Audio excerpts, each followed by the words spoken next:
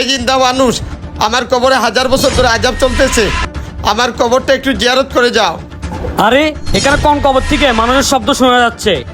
আরে এই তো এই কবর থেকে শব্দ শোনা যাচ্ছে, যাইতে একটু দেখে আসি। হে জিন্দা মানুষ, আরে আপনি কিভাবে কথা বলতেছেন? হে জিন্দা মানুষ, আপনি কি আমার কথা শুনতে পারতেছেন? আপনি আমার আপনজনদের কাছে যান, গিয়ে বলুন আমার কবরে অনেক আযাব হচ্ছে, আমার কবরটা যেন জিয়ারত করে যায়। আমি আপনার আপন মানুষদেরকে চিনবো কিভাবে? আমার আপনজনদের আপনি চিনবেন, আমি এই এলাকার মানুষ। আমার ছেলে হচ্ছে শান্ত, এই এলাকার দাপটশীল ব্যক্তি। শান্ত? ওর কারণে আজকে আমি রাস্তায় নেমে গিয়েছি। ও মানুষের উপর জুলুম করে, আমি ওকে গিয়ে কিছু বলতে পারবো না। আমি বুঝতে পেরেছি আমার ছেলে আপনার সাথে জুলুম করেছে, আমি আমার ছেলের হয়ে ক্ষমা চাচ্ছি।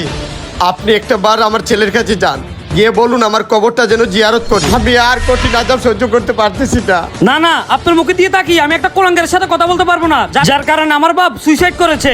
আপনি জাহান্নামে থাকেন, আপনি একটা কুলাঙ্গার বাপ, আপনার জন্য জাহান্নামে প্রাপ্য।